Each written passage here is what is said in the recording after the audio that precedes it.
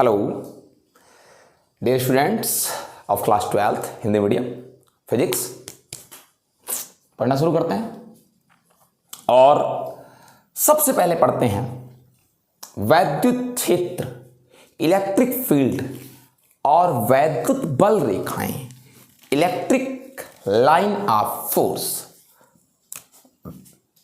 वैद्युत क्षेत्र,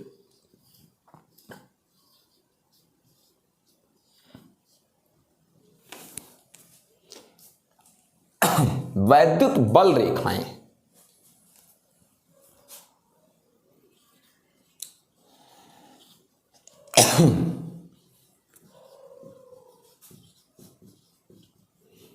इलेक्ट्रिक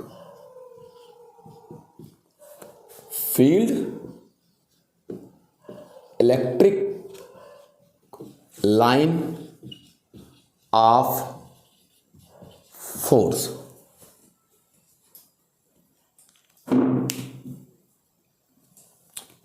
वैद्युत क्षेत्र, वैद्युत बल रेखाएं, electric field, electric line of force, ये पढ़ते हैं बेटा। बहुत सरल टॉपिक है, इससे सरल टॉपिक नहीं हो सकता। ठीक है, अब देखिए समझते हैं इस चीज को। पहले तो कुछ बातें कर लेते हैं। अगर कोई आवेश रखा हो, पहले समझते हैं क्या है वैद्युत क्षेत्र।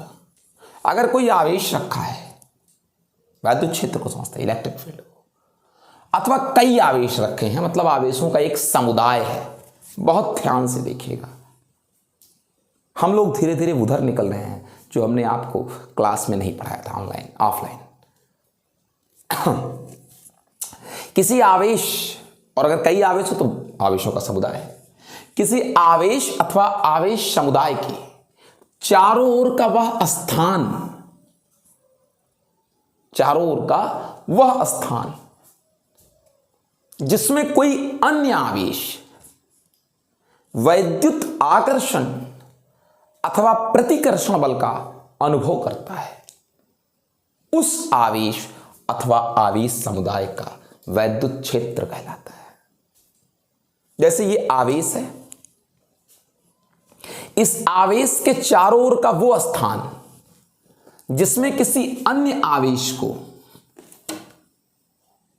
रखने पर, चाहे प्लस चाहे माइनस, ये अन्य आवेश प्रतिकर्षण अथवा आकर्षण का अगर अनुभव करता है तो उस स्थान को ही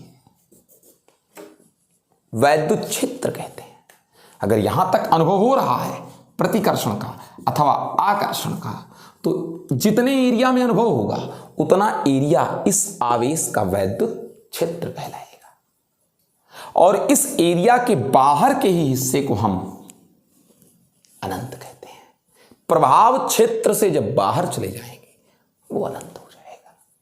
तो किसी आवेश, अगर कई आवेश होते तो आवेश समुदाय के चारों ओर का वह क्षेत्र जिसमें रखा कोई अन्य आवेश चाहे प्रतिकर्षण का अनुभव करे चाहे आकर्षण बल का अनुभव करे, इस आवेश का अथवा आवेश समुदाय का वैद्युत क्षेत्र कहलाता है। कोई आवेश है, इसके चारों ओर का वह एरिया, जितने एरिया में कोई अन्य आवेश चाहे आकर्षण और चाहे प्रतिकर्षण दोनों में से किसी एक का अनुभव करे, इस आवेश का वह चारों ओर का हिस्सा वैद्युत क्षेत्र, इलेक्ट्रिक फील्ड कहलाता है या वैद्युत बल क्षेत्र कहलाता है। यह भी आप कह सकते हैं। ठीक है, और मैं आपसे एक बात कहूं, अगर इस आवेश के चारों ओर के वैद्युत क्षेत्र में, अगर इस आवेश के चारों ओर के वैद्युत क्षेत्र में, अगर इस आवेश के चारों ओर के वैद्युत क्षेत्र में, अगर इस आवेश के चारों ओर के वैद्युत क्षेत्र में रखा हुआ अन्य आवेश स्वतंत्र है चलने के लिए, बंधा नहीं है, स्थिर नहीं है, तो यह आवेश गति करने लगेगा उस दिशा में जिस दिशा में इस आवेश के द्वारा इस आवेश पर क्या लगेगा, बल लगेगा। यानी ये आवेश अगर इस आवेश के वैद्युत क्षेत्र में रखा है और ये अगर स्वतंत्र है, बंधा नहीं हुआ है, तो ये जिस दिशा में इस पर बल लगेगा, वैद्युत बल, ये उसी दिशा में क्या करने लगेगा? चलने लगेगा। समझ गए? तो कहते क्या चीज है कि अगर वैद्युत क्षेत्र में कोई आवेश चलने के लिए स्वतंत्र है तो यह उसी दिशा में चलने लगेगा जिस दिशा में इस पर क्या लगेगा? बल लगेगा, वैद्युत बल लगेगा। अगर ऋणावेश है तो इस पर आकर्षण का बल लगेगा, तो बस जिधर बल लगेगा उधर ही आवेश क्या करने लगेगा? चलने लगेगा। एक चर्चा हम आपसे और करें। अगर मान लीजिए कि ये कोई आवेश है और यहां अन्य आवेश रखा है और इस पर लगने वाले बल की दिशा निरंतर क्या होती जा रही है? बदलती जा रही है। यहां पहुंचा तो इधर, यहां पहुंचा तो इधर, यहां पहुंचा तो इधर, यहां पहुंचा तो इधर। अगर किसी आवेश पर लगने वाले बल की दिशा निरंतर क्या होती जाए? बदलती जाए, तो ये आवेश इस वक्राकार पथ पर क्या करने लगेगा? चलने गया। अगर चलने के लिए स्वतंत्र है तो, यानी अगर वैद्युत क्षेत्र है यहां पर और आवेश पर लगने वाले बल की दिशा बदलती जाए, ये बदलती जा रही है, तो ये यही आवेश वक्राकार पथ पर क्या करने लगेगा? गति करने लगेगा। और इसी आवेश के इस पथ पर जिस पर वो चल रहा है, इस मार्ग को ही वैद्युत बल रेखा कहते हैं।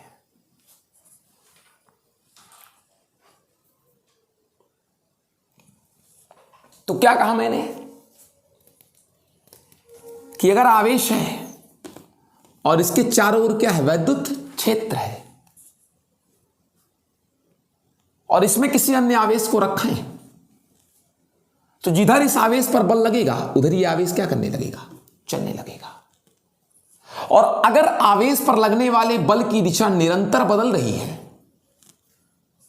अगर आवेश पर लगने वाले बल की दिशा निरंतर क्या हो रही है? बदल रही है, तो आवेश वक्राकार पथ पर क्या करने लगेगा? चलने लगेगा। वक्राकार पथ पर अगर भाई बल की दिशा निरंतर देखिए हर समय बदलती ही जा रही है, बदल रही है, बदल जा रही है, बदल जा रही है, तो आवेश वक्राकार पथ पर करने लगेगा। इस प्रकार वैद्युत क्षेत्र में किसी स्वतंत्र धन आवेश, किसी स्वतंत्र धन आवेश के द्वारा तय किए गए वक्राकार पथ को, तय किए गए वक्राकार पथ को ही वैद्युत बल रेखा कहते हैं।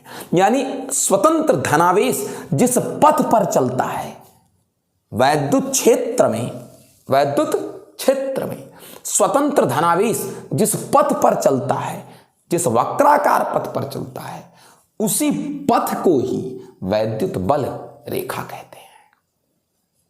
और अगर बल की दिशा निरंतर बदलेगी तो पथ वक्राकार हो जाएगा। यानी वास्तव में यही वैद्युत बल रेखा है।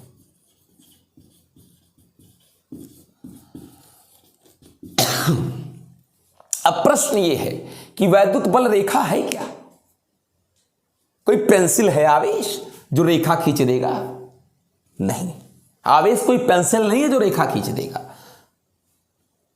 लेकिन आवेश चलेगा तो है ही ना, किसी ना किसी पथ पर चलेगा।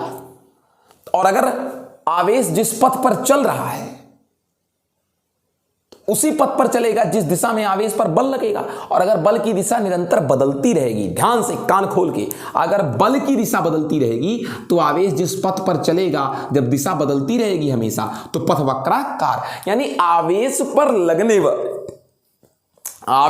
लगने वाले बल की दिशा बदल रही है। और बल की दिशा बदलने से आवेश एक वक्र पथ पर चलने लगा। बल की दिशा बदली, जिधर बल की दिशा बदली तो जिधर बल लगेगा उधर आवेश चलेगा, तो आवेश के पथ की दिशा बदलती रही और पथ वक्र हो गया। इसी वक्र पथ को वैद्युत बल रेखा कहते हैं। कोई आवेश रेखा खींचता नहीं है, लेकिन आवेश किसी ना किसी पथ पर तो चलता है। अगर उस पथ पर रेखा खींच दी जाए तो पथ वक्राकार होगा, उस पर कोई कोण नहीं होगा। ये कोण है, लेकिन इस पथ पर कोई कोण नहीं होगा, निष्कोण होगा। काल्पनिक है, ऐसा बनता नहीं है, लेकिन पथ तो है ही ना जिस पर चलेगा। कोई ना कोई पथ तो होगा ही जिस पर आवेश क्या करेगा, चलेगा। वो पथ ही वक्र है, काल्पनिक है, कोई बना नहीं है, लेकिन कोई ना कोई रास्ता होगा जिस पर स्वतंत्र धन आवेश गति करता है। ठीक है ना। तो कहते क्या है बल रेखा को? वैद्युत बल रेखा है क्या?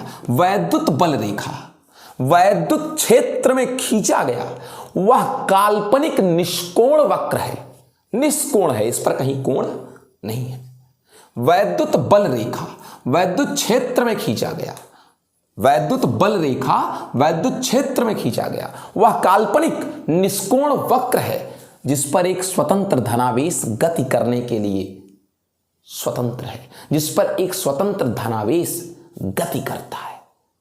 फिर से देख लीजिए, निष्कोण क्यों है? क्योंकि कोण नहीं बन रहा है, कोण ऐसे बनता है और यहां पर कोई कोण नहीं बन रहा है। काल्पनिक क्यों है? क्योंकि आवेश ने तो पेंसिल लेकर खींचा नहीं, लेकिन जिस पथ पर चला हमने उसी पथ को खींच लिया। तो वैद्युत बल रेखा क्या है? वैद्युत क्षेत्र में खींचा गया। क्षेत्र नहीं होगा, अगर क्षेत्र नहीं होगा तो बल नहीं लगेगा, और बल नहीं होगा तो आवेश गति नहीं करेगा, और आवेश गति ही नहीं करेगा तो कोई पथ ही नहीं मिलेगा, और जब पथ ही नहीं मिलेगा तो कैसा बल रेखा? हम पथ को ही तो बल रेखा कह रहे हैं जिस पर आवेश चल रहा है। आवेश किस पर चल रहा है? जिस पर वैद्युत क्षेत्र के द्वारा बल लग रहा है। तो कहिए वैद्युत क्षेत्र में क्षेत्र नहीं होगा तो बल ही नहीं लगेगा, बल नहीं लगेगा तो आवेश चलेगा नहीं। तो वैद्युत क्षेत्र में खींचा गया वह काल्पनिक निष्कोण वक्र है जिस पर एक स्वतंत्र धनावेश गति करता है। इसे ही वैद्युत बल रेखा कहते हैं। और वैद्युत बल रेखा के किसी भी बिंदु पर खींचा गया स्पर्शी वैद्युत बल रेखा के किसी भी बिंदु पर खींचा गया स्पर्शी उस बिंदु पर धनावेश पर लगने वाले बल की दिशा को दिखाता है। बल रेखा के किसी भी बिंदु पर खींचा गया स्पर्शी उस बिंदु पर धनावेश पर लगने वाले बल की दिशा को दिखाता है। बल रेखा के किसी भी बिंदु पर खींचा गया स्पर्शी उस बिंदु पर धनावेश पर बल की दिशा को दिखाता है। तो वैद्युत बल रेखा वैद्युत क्षेत्र में खींचा गया वह काल्पनिक निष्कोण वक्र है जिस पर एक स्वतंत्र धनावेश गति करता है। और बल रेखा के किसी भी बिंदु पर खींचा गया स्पर्शी उस धनावेश पर उस बिंदु पर रखे धनावेश पर बल की दिशा को दिखाता है। बल रेखा के किसी भी बिंदु पर स्पर्शी उस बिंदु पर रखे धनावेश पर बल की दिशा को दिखाता है।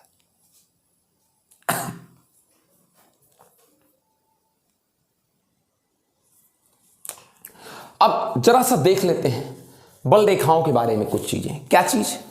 अगर एकल धनावेश रखा हो,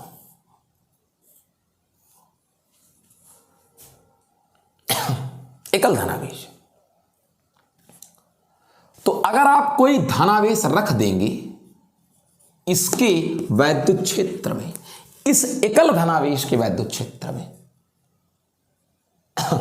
तो इस पर बल ऊपर ही लगेगा, तो भागेगा ये तुरंत। मैंने आपसे कहा है कि दोनों आवेशों को मिलाने वाली रेखा की दिशा में, तो इस पर बल ऐसे ऊपर लगेगा तो ये ऊपर भागेगा।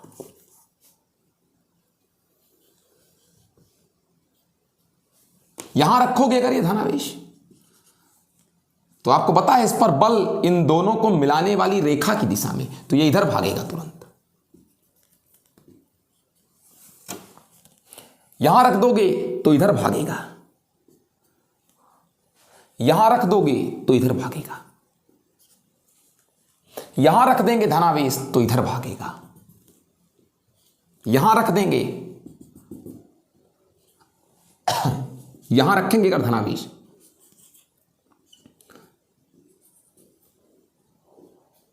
यानी आपने क्या देखा कि एकल धनावेश के कारण बल रेखाएं सीधी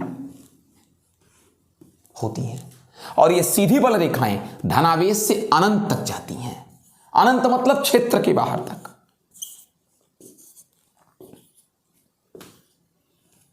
यानी एकल धनावेश के कारण ये जो बल रेखाएं हैं ये धनावेश से अनंत तक जाती हैं। अगर ऋणावेश होता अगर ऋणावेश होता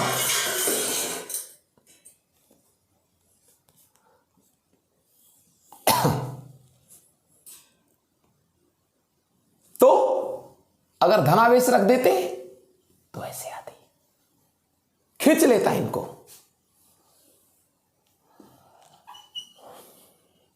चूंकि आकर्षण का बल लगता, यहां रखते, लेकिन बशर्ते क्षेत्र में रखा हो ये आवेश, क्षेत्र में हो तब तो खींचेगा।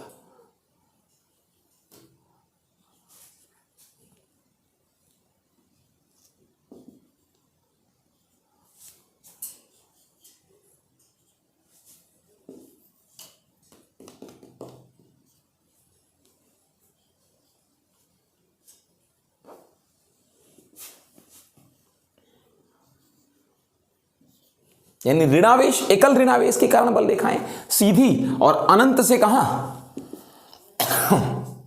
ऋणावेश तक, एकल ऋणावेश तक। अब अनंत का मतलब वैद्युत क्षेत्र से स्टार्टिंग हो, वैद्युत क्षेत्र के बाहर रखोगे तो कोई आकर्षण, इसके वैद्युत क्षेत्र में रखा हो यह धनावेश, तब खींच पाएगा सीधी आवेश की ओर। ठीक है।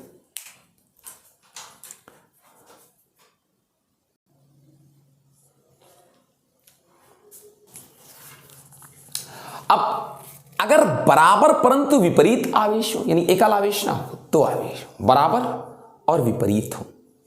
ठीक है, देखिए इधर मान लीजिए ऐसा हो जाए,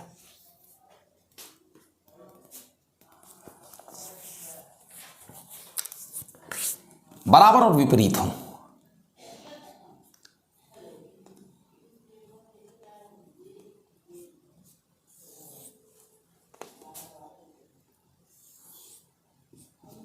बराबर और विपरीत, तो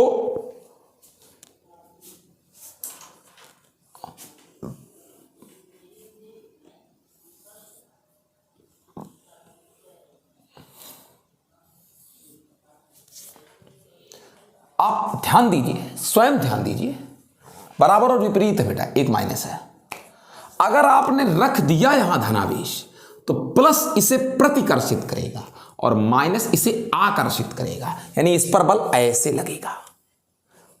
प्लस इसे क्या करेगा, प्रतिकर्षित, और माइनस क्या करेगा, आकर्षित, तो इधर बल लगेगा।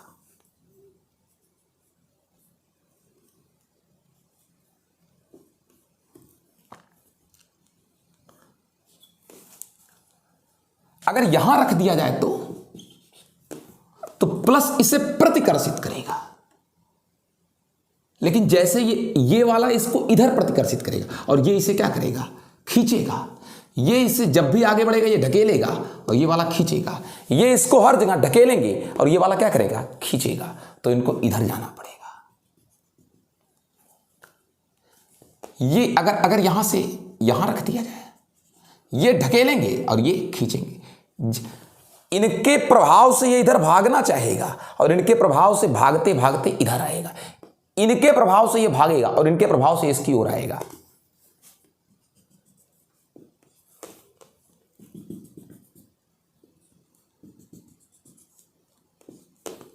ये यहां पर अगर रखो, ये इधर ढकेल रहे थे लेकिन ये खींच लिए। ये देखिए, ये इसको इधर ढकेल रहे थे लेकिन ये अपनी ओर खींच लिया, तो थोड़ा इधर चले गए। फिर ये इसको यहां जब था तो इधर ढकेल रहे थे लेकिन इसने खींच लिया अपनी ओर, अपनी ओर, अपनी ओर, अपनी ओर खींच लिया।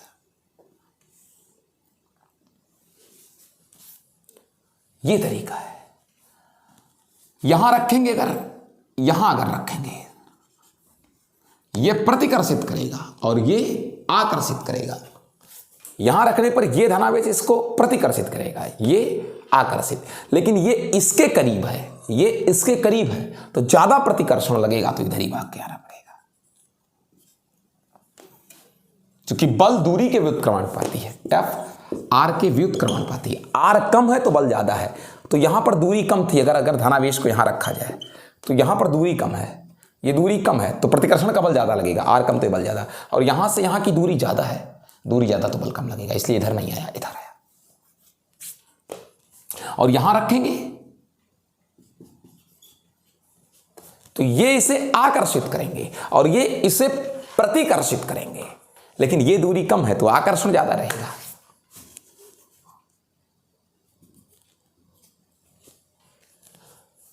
अगर यहां रख दिया जाए तो ये इसे प्रतिकर्षित करेंगे, लेकिन जब ये इसे प्रतिकर्षित कर रहे थे ये, तो इस वाले ने अपनी ओर हल्का हल्का क्या कर लिया, खींच लिया इसी को। जब ये यहां थे तो ये तो धक्का दे रहे थे, लेकिन ये कह रहा था आओ, तो पूरी तरीके से सीधे ना जा सके। जब ए तो हम ऐसे हो गए, ऐसे जा तो इधर रहे थे, लेकिन इसने अपनी ओर क्या कर लिया, खींच लिया। सेम कहानी इधर, यहां रखे तो जाते तो इधर सीधे सीधे भाग के इधर जाते, लेकिन जब हम यहां थे तो इसने मुझे थोड़ा अपनी ओर खींच लिया। जब हम यहां थे तो इसने और थोड़ा खींच लिया, यानी रास्ता कुछ ऐसा हो गया, ऐसा हो गया रास्ता कुछ।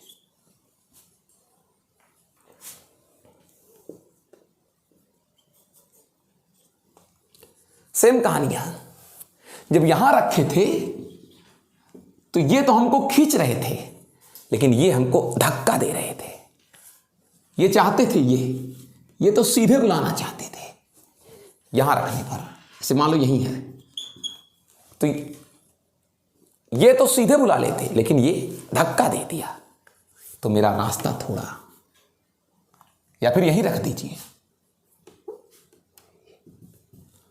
ऐसे। आते तो हम सीधे सीधे आते हैं एकदम ऐसे, लेकिन ये प्रतिकर्षित। ये जैसे अगर हम ऐसे आ रहे, मान लीजिए हम ऐसे आ रहे थे, ऐसे आ रहे थे, और कोई इधर से धक्का मार देगा, इधर से धक्का मार देगा, तो हम धंस जाएंगे ना। हम आ रहे थे, सीधे आ रहे थे, और कोई ऐसे मार देगा तो हम दब जाएंगे थोड़ा, तो ये रास्ता ऐसा हो गया। ये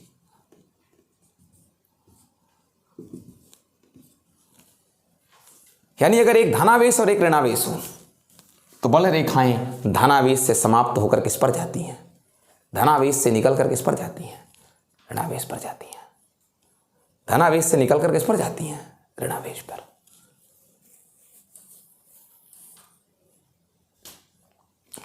समझ पाए इस चीज को। अगर एक धनावेश हो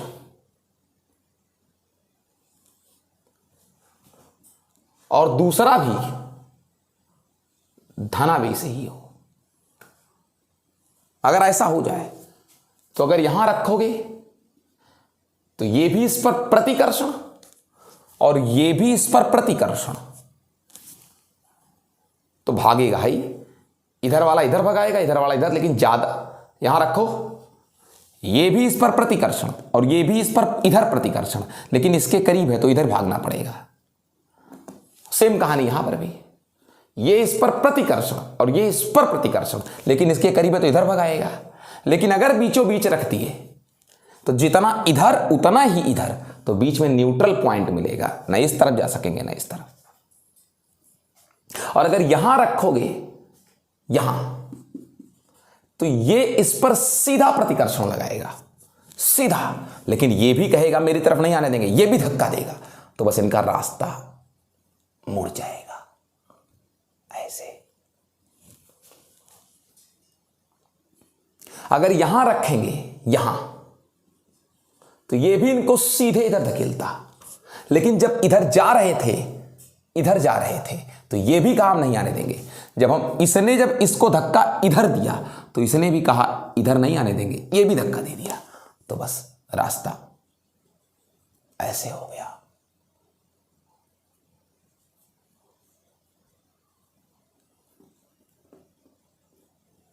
इस तरीके समझिएगा। सेम कंडीशन ऊपर तरह नीचे भी, जब इधर रखे तो ये सीधे इधर ढकेलता, लेकिन ये इधर नहीं आने देगा।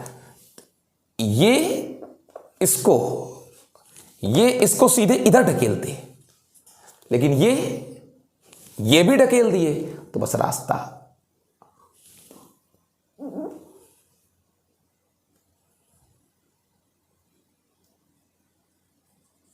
ऐसा हो गया, ये भी ढकेल दिए ना।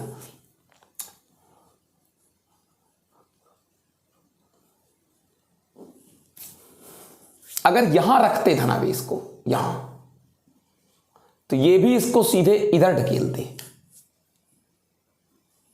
ये इसको सीधे इधर ढकेलते, लेकिन ये इधर आने देते इसको, ये भी ढकेलते, तो रास्ता ऐसा हो गया। ये कहानी बन गई कुछ इस तरीके से। सेम ऐसे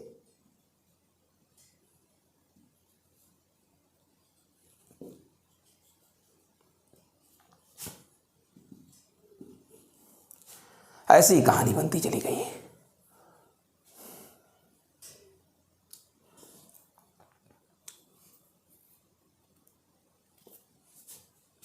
यहां रखते यहां, तो ये भी धक्का दे देते। अगर यहां रखते तो यहां रखते, तो ये प्लस बी इस प्लस को इधर धक्का दे देता।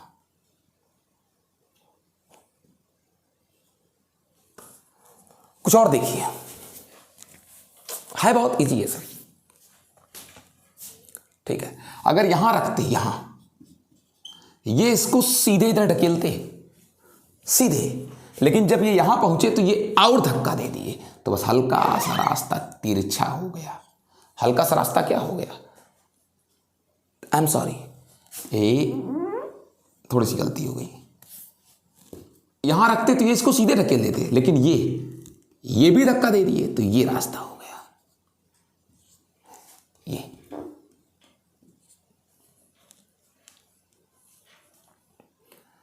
यहां रखते, अगर यहां रखते तो ये होता कंडीशन, ये प्लस अकेले इसको सीधे ऐसे देता, सीधे इस तरीके से। ये ना होते, अगर केवल यही होता तो ये सीधे ढकेल देते, लेकिन जब हम जा ही रहे थे, एक तो हम इधर जा रहे थे, तो ये भी धक्का मारे हैं इधर से, तो बस रास्ता ऐसा हो गया।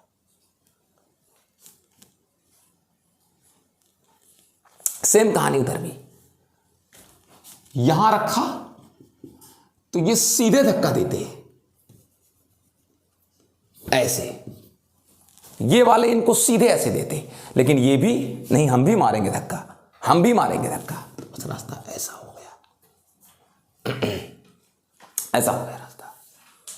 यहां रखते लास्ट, ये इनको सीधे इधर ढकेलते, लेकिन नहीं, हम भी धक्का मारेंगे, हम भी धक्का मारेंगे, सीधे इधर ढकेलते हैं, सीधे इधर, ये इसको सीधे इधर, लेकिन ये नहीं, हम भी धक्का मारेंगे, हम भी धक्का मारेंगे, तो ऐसा हो गया थोड़ा रास्ता। वैसे हम इधर जाना चाहें और कोई हमको इधर से धक्का मारा हो, तो ऐसे तो हो जाएगा पथ। ये कुल अगर दोनों धनावेश हो और बीच में एक न्यूट्रल पॉइंट, दोनों तरफ से, ये हो गया कुल मिलाकर के वैद्युत बल रेखा।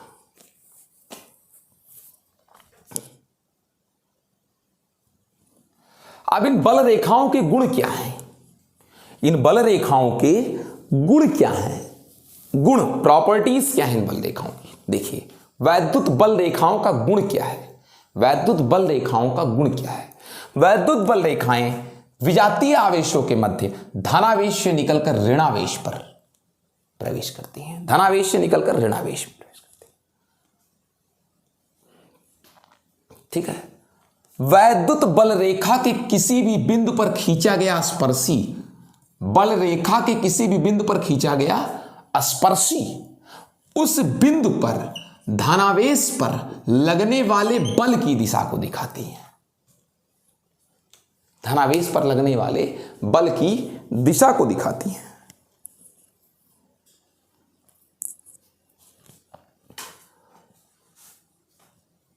तीसरी बात, दो बल रेखाएं कभी काट नहीं सकती।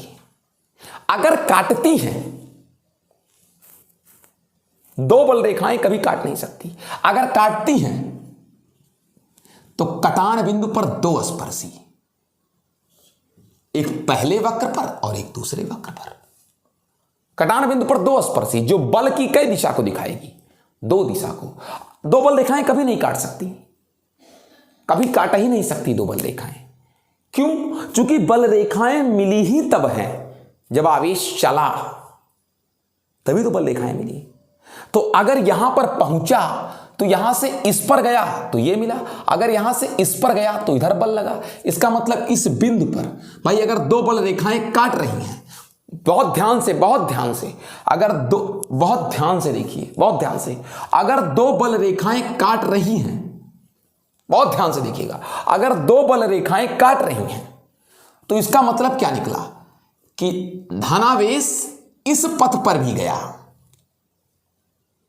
और धनावेश इस पथ पर भी गया। तो क्या इस बिंदु पर धनावेश पर दो दो बल लगे? यही तो इसका मतलब है। दो अगर बल रेखाएं काटती हैं तो काटने का मतलब क्या हुआ कि ये आवेश जब यहां पहुंचा तो इधर भी गया और इधर भी गया। चूंकि जहां गया आवेश वही बल रेखा खींची गई, वही तो बल रेखा खींची गई। इसका मतलब आवेश इधर भी गया तो इधर भी गया। और आवेश गया कब? जब आवेश पर क्या लगा? बल लगा। तो इसका मतलब यहां दो दो बल लगा। तो दो दो बल लगा तो ठीक है, अगर दो दो बल लगा तो ठीक है, लेकिन तो दोनों में थोड़ी ना जाएगा, दोनों बलों का परिणाम ही निकलेगा। दोनों बलों का परिणाम ही निकलेगा और आवेश उस परिणामी पर जाएगा, लेकिन जाएगा कै पथ पे? एक पथ पे, दो पथ पर नहीं। तो दो बल रेखाएं एक दूसरे को अगर काट रही हैं तो कटान बिंदु पर दो स्पर्शी, यानी कि आवेश पहुंचने के बाद यहां से दो पथ पर गया। और दो पथ पर आवेश क्यों गया? इसका मतलब उस बिंदु पर दो बल लग रहा है। तो अगर दो बल लगे भी तो आवेश दोनों पर नहीं जा सकता, दोनों बलों के परिणामी पर ही जाएगा, दोनों पर नहीं जा सकता। दोनों के किस पर ही जाएगा? परिणामी पर ही जाएगा। तो दो बल रेखाएं एक दूसरे को कभी नहीं काट सकती। अगर काटेंगी तो उस कटान बिंदु पर दो स्पर्शी होगा और दो स्पर्शी बल की कई दिशा को दिखाएगी? दो दिशा को। ठीक है, बल की दो दिशा रहे, लेकिन आवेश दोनों पर चल नहीं सकता, दोनों पथों पर। दोनों बलों का जो परिणामी बल आएगा उस बल वाली दिशा पर चलेगा आवेश। एक ही आवेश दो पथ पर एक साथ नहीं चल सकता। तो यानी कि पूरा डिटेलमेंट क्या निकला इसका कि दो बल रेखाएं एक दूसरे को कभी नहीं काट सकती। अगर काटेंगी तो कटान बिंदु पर दो स्पर्शी और दो स्पर्शी बल की दो दिशा, जो कि संभव नहीं है। अगर दो बल लग भी रहा है तो दोनों का एक रिजल्टेंट निकल जाएगा, परिणामी निकल जाएगा, आवेश उस पर जाएगा। अगर एक बिंदु पर दो बल लगता भी है, कई सवाल आप ऐसा लगाते हैं, तो दोनों बलों का परिणामी निकलता है एफ नेट और आवेश उस परिणामी पर जाता है। इसका तो मतलब हुआ आवेश एक साथ दो रास्ते पर चल रहा है, और एक ही आवेश दो रास्ते पर चले, ये क्या नहीं है? संभव ही नहीं है। तो दो आवेश यानी दो बल रेखाएं एक दूसरे को कभी नहीं काट सकती। काटेंगी तो कटान बिंदु पर दो स्पर्शी, जो बल की दो दिशा, बल की दो दिशा यानी पथ को दो दो दिखाएंगी। एक ही आवेश एक ही साथ एक ही समय दो पथ पर चला, जो संभव नहीं है। ये हो गया। अगली बात, विजातीय आवेशों के बीच बल रेखाएं अपनी लंबाई के अनुदिश सिकुड़ रही हैं। फैली नहीं, फैली होती तो यहां तक गई होती और आगे चलती और आगे चलती। अगर फैली होती अपनी लंबाई के अनुदिश, लंबाई की ही दिशा में जिधर जा रहा था उधर ही क्या हो गया? सिकुड़ गया। यानी धनावेश से चलकर ऋणावेश की ओर सिकुड़ गया, बटुर गया। धनावेश से किसकी ओर? ऋणावेश की ओर। विजातीय आवेशों के मध्य बल रेखाएं अपनी लंबाई की ही दिशा में उधर ही जाते जाते जाते सिकुड़ गई। यानी कि सिकुड़ी कब? सिकुड़ी तब जब धनावेश से किस पर पहुंच गई? ऋणावेश, अन्यथा अनंत तक जाती। लेकिन ऋणावेश था तो जाते जाते जाते जाते मुड़ गई, सिकुड़ गई। मुड़ी किसके कारण? ऋणावेश के कारण, क्योंकि इसने खींचा। तो विजातीय आवेशों के मध्य बल रेखाएं अपनी लंबाई के अनुदिश ये नहीं कि जाते जाते जाते जाते जाते जाते फैल जाए, ऐसा ना हुआ, बल्कि जाते जाते जाते जाते सिकुड़ गई। तो सिकुड़ी क्यों? क्योंकि इसने खींच लिया था।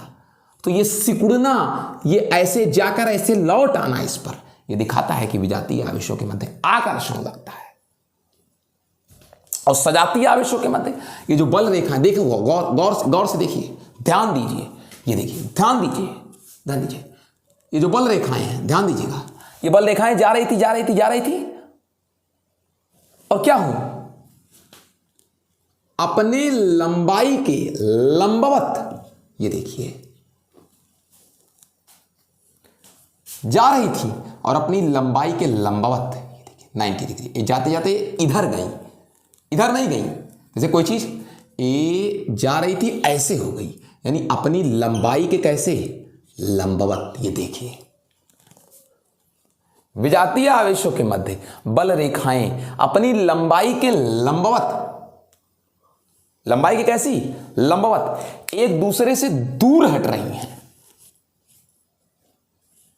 ये देखिए ए जा रही थी इधर, गौर करिए इधर जा रही थी, इधर जा रही थी लेकिन गई नहीं, ए इधर आ गई, दोनों हट गई एक दूसरे से। ये ऐसे जा रही थी तो गई नहीं, मिली नहीं, ऐसे मिली नहीं, ये अपनी लंबाई के लंबवत एक दूसरे से दूर हट रही हैं। ये इसके पास नहीं गई, आंख से देखो, ये इसके पास नहीं गई, ये हट गई, हट गई, इसके पास आई। क्या ये रेखा यहां आई, ये रेखा यहां, और अपनी लंबाई के, ये जा रही थी अपनी लंबाई के लंबवत, ये कोण 90 अंश, ये आ रही थी अपनी लंबाई के लंबवत। समझ गए? ध्यान दीजिएगा एक बार फिर से, ये तो अपनी लंबाई के कैसे लंबवत, ये इसकी लंबाई थी और गया इधर अपनी लंबाई के लंबवत। तो सजातीय आवेशों के मध्य बल रेखाएं अपनी लंबाई के लंबवत, देखो लास्ट बार जा रही थी और ये इधर भाग आई, अपनी इसकी लंबाई ये थी, इसकी लंबाई ये थी, इसकी लंबाई ये थी, लंबाई के लंबवत एक दूसरे से दूर हट गई, ये इधर और ये इधर। क्या ये दोनों एक दूसरे को मिल पाई? क्या ये और ये एक दूसरे को मिली? नहीं, एक दूसरे से ऐसे जाकर ऐसे हट गई, एक दूसरे को मिली नहीं, ऐसे नहीं हुई है, ए ऐसे हो गई हैं, नीचे ए ऐसे, ऐसे मिल नहीं पाई, ये और ये एक दूसरे से दूर हटने का प्रयत्न कर रही हैं, अर्थात विजातीय। तो दूर हटने का मतलब क्या हुआ? इनके बीच प्रतिकर्षण लग रहा है, ये हट जाना, ये देखो इधर आ जाना, इधर आ जाना, एक दूसरे के पास नहीं गई, दूर हट गई एक दूसरे से, यानी विजातीय इधर आकर दूर हट जाना, दूर हट जाना, यानी विजातीय आवेशों के मध्य क्या लगता है? प्रतिकर्षण। इन दोनों का दूर हटना, इन दोनों का दूर हटना, यानी विजातीय आवेशों के मध्य क्या लगता है? प्रतिकर्षण। समझ गए इस चीज को? थोड़ा सा और डिटेल में देखिए इसको। सजातीय आवेशों के मध्य, सजातीय आवेशों के मध्य ये सजातीय आवेशों के मध्य भाई, ये जो सजातीय आवेश है, सजातीय आवेश, ध्यान दीजिएगा, सजातीय आवेश, मेरे मुंह से शायद उल्टा निकल गया था। सजातीय आवेशों के मध्य जो बल रेखाएं देखो, अपनी लंबाई के लंबवत, ये लंबवत है, इधर आना चाहिए था, ये लंबवत, आप समझ गए ना? तो अपनी लंबाई, ये देखो ये लंबाई है, इसके लंबवत, ये आप समझ गए? अपनी लंबाई के लंबवत एक दूसरे से क्या ये दोनों जाकर मिल रही हैं? ये दोनों मिल रही हैं? नहीं ना, दूर हट रही हैं, यानी इन दोनों के मध्य क्या लग रहा है? सजातीय आवेशों के मध्य प्रतिकर्षण लग रहा है। ये रहे वैद्युत बल रेखाओं के गुण। चलिए अब कल मिलते हैं नए टॉपिक पे। Good bye.